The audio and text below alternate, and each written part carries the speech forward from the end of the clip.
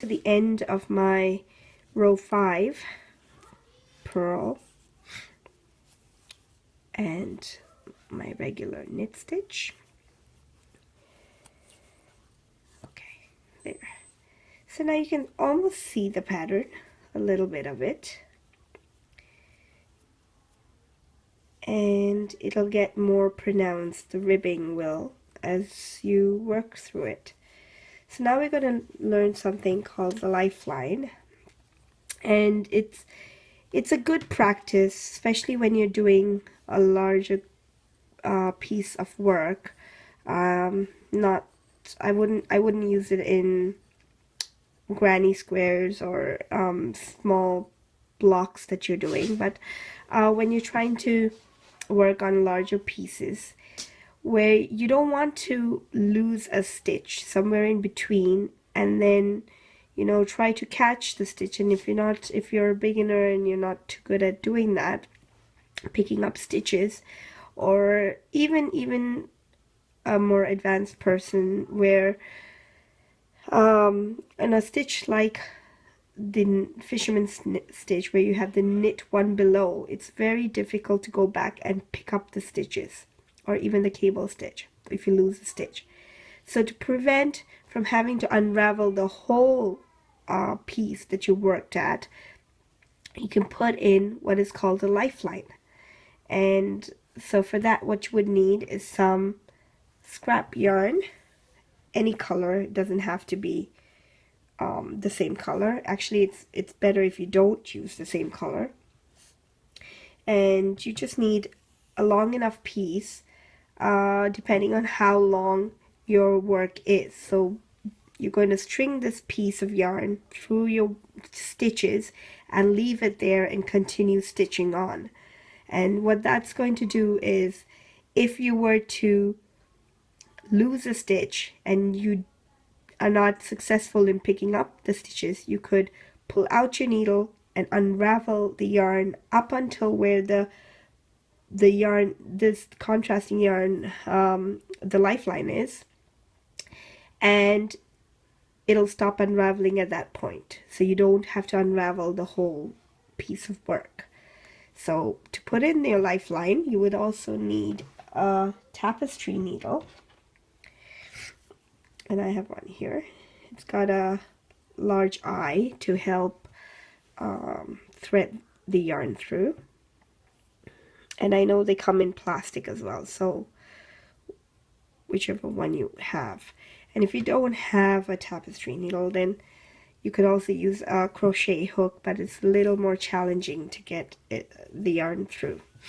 So basically what you have to do is you're going to weave in the yarn through the stitches. So I'm trying to do that. And you're going to make sure you catch all your stitches. Okay. Let's pull it through a little bit. And then continue.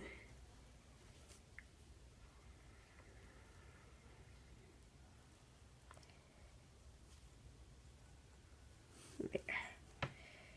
Okay. There. So now I have the stitches still stay on the needle because we're going to continue knitting, but you want to make sure that the yarn goes through all of the stitches, and it does. So I'm going to leave it there, and my yarn is a little too long, so leave enough of a tail on both sides, and then you can snip off the rest. I'll just leave it there for now.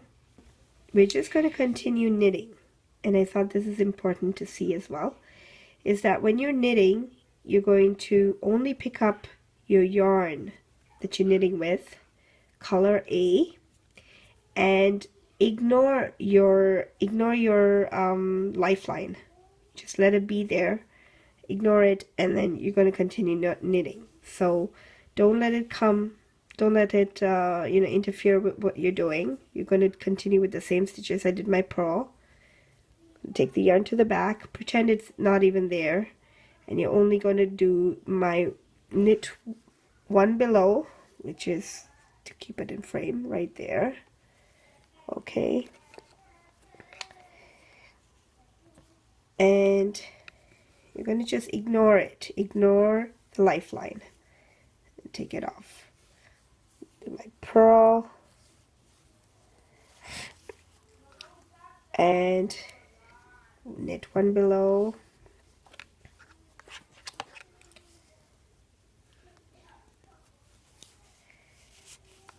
Again, my purl, purl one, knit one below,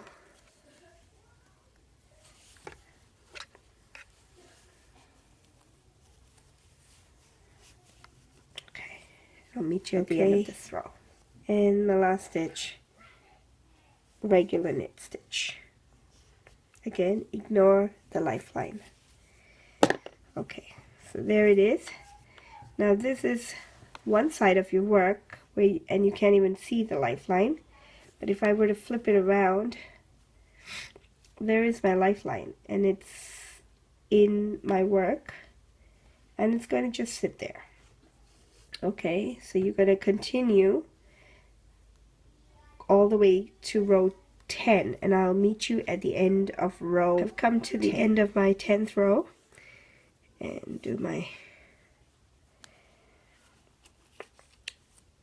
knit stitch there. And as you can see, there's my lifeline that I put 5 rows below. And now once you get used to it, you don't have to do them so close together.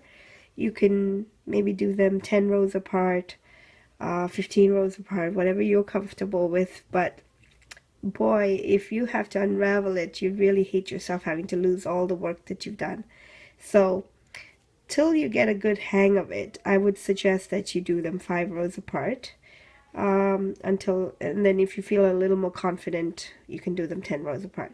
So I have the lifeline here. Now you could use the same one. You can rip it out and put in another one, put it in again, sorry.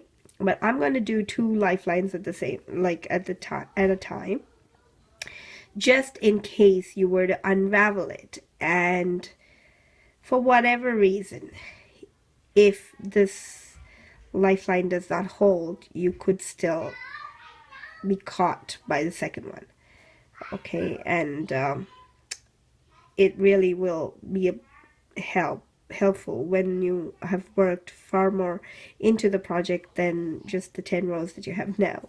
All right, so I'm going to again thread the yarn through, scrap piece of yarn, different color, putting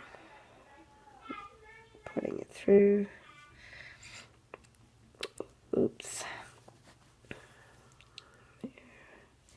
And you have to be very, very careful to make sure that you get all the stitches. So one way I do that is just to kind of tug at it a little bit and slip it in from underneath. There we go, like that. I don't know if you can see that. The last 3 again from the bottom, and the last one there. There we go.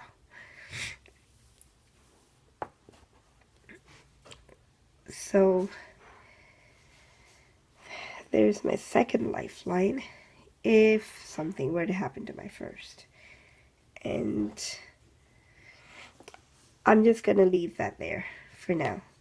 So now again, I'd knit another 5 rows, then take out the first one, pull it out. When you pull it, it just comes right through. So if I were to pull this one out, it just slips. You're going to hold on to the stitches on the needle, and you're just going to pull only the yarn through. Pull it, pull it, pull it. Whoops, you can't see that, but pull it, pull it, pull it out, pull it out, and now it's ready to use again at the next point for lifeline. And that's all you need to know about lifelines. So let's go on And I'll meet you on the next video at the point which is 1/3 of your scarf, at which point we're going to now change color. Thank you for watching, and if you enjoyed this video, please don't forget to subscribe and like it to show your support. To work on this project with me, please go to the next video, Fisherman Scarf Project, Changing Colors and Stripe Pattern, Part 4.